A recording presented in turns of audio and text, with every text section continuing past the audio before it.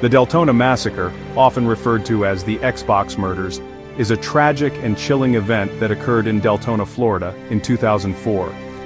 The story of this horrific crime is both haunting and perplexing, involving a group of young men whose obsession with video games, particularly Xbox, spiraled into a shocking and senseless murder. The case would come to symbolize the dark side of gaming culture, the dangers of substance abuse, and the fatal consequences of escalating violence among troubled youth. Deltona is a city in Volusia County, located in central Florida. At the time of the massacre, Deltona was a suburban community known for its quiet residential neighborhoods.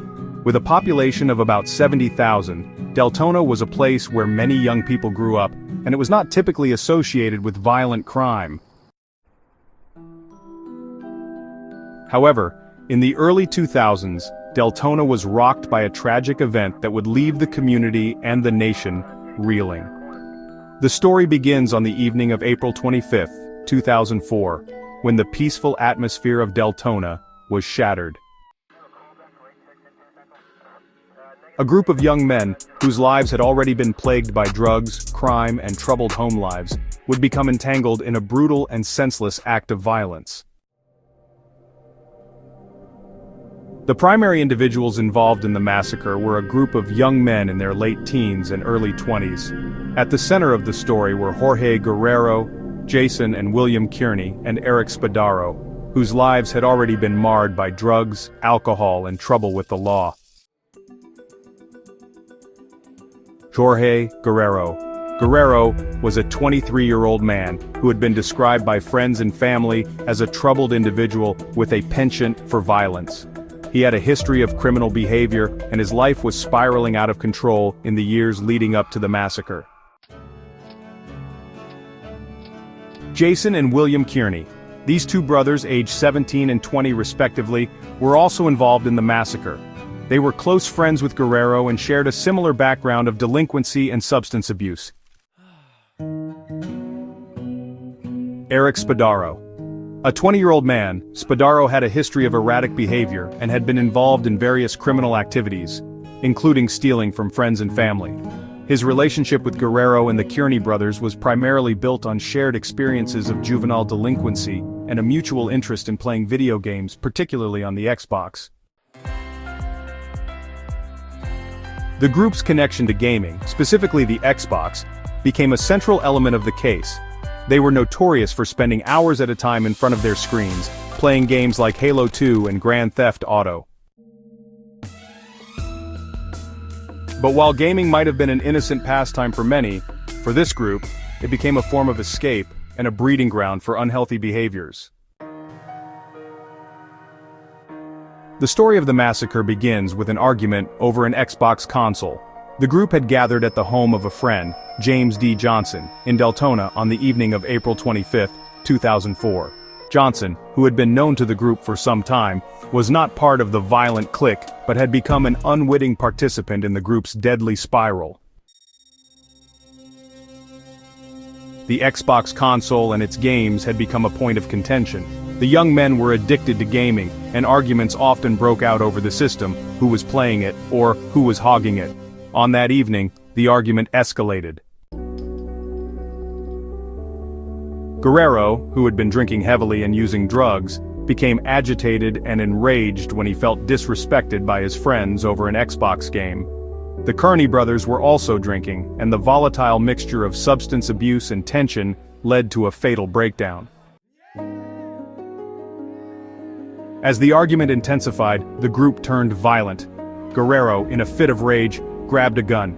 This was not an unusual occurrence for him, as he had been known to carry firearms, but on this night, the presence of the weapon would mark a fatal escalation.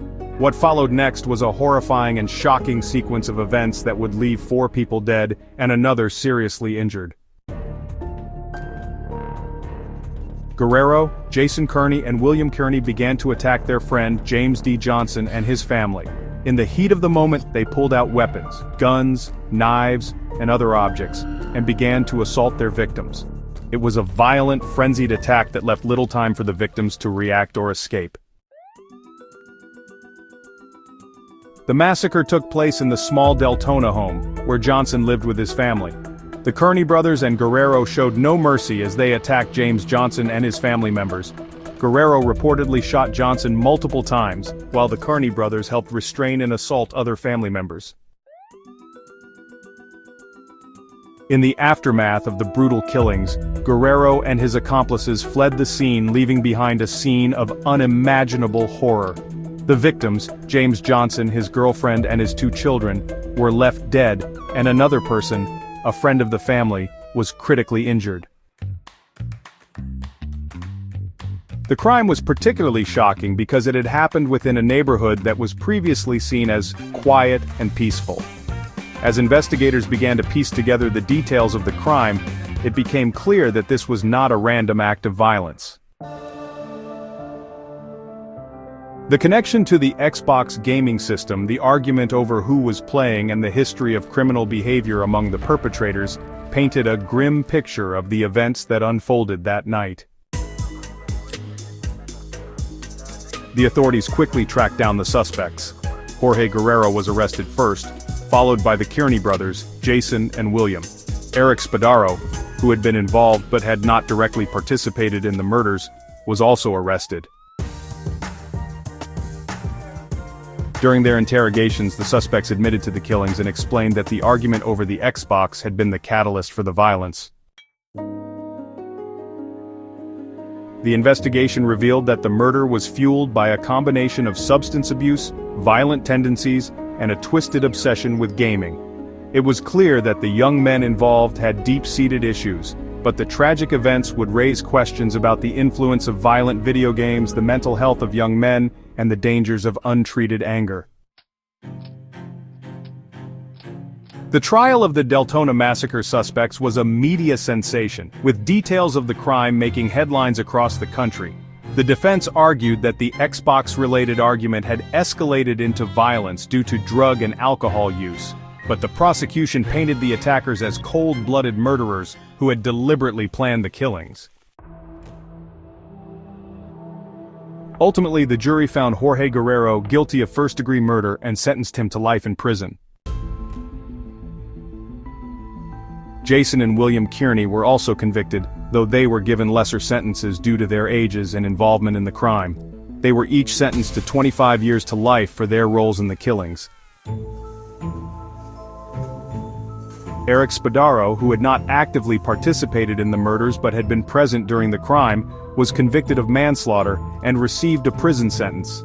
His involvement was considered less severe due to his limited role, but the consequences for all of the young men involved were grave.